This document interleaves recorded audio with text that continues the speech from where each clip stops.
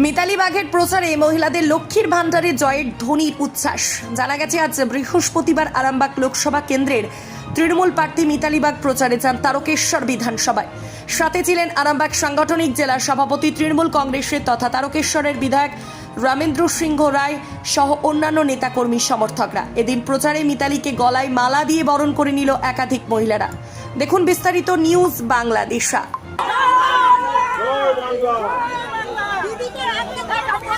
দিদি থাকলে সবাই ভালো থাকবে, দিদি থাকলে সবাই ভালো থাকবে, তাই সব জোড়া ফুলে। ঠিক আছে, আজ আসছি। এই আস্তে আস্তে একটু আস্তে যাবে, একটু আস্তে, একদম একদম আস্তে, একদম স্লো আস্তে আস্তে যাবে।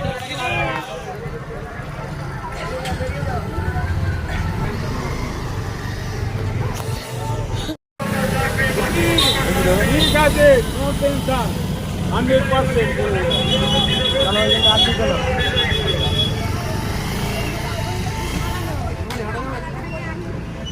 সব লক্ষ্মীর ভান্ডারে জয়, লক্ষ্মীর ভান্ডারের জয়। দিদি থাকলেই হবে। সবাই বলুন জয় বাংলা, জয় বাংলা।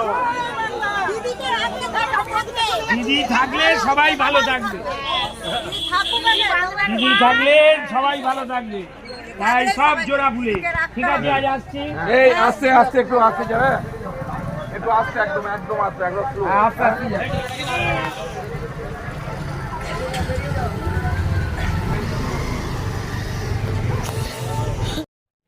আমি আরামবাগ লোকসভা কেন্দ্রের প্রার্থী মিতালি বাগ।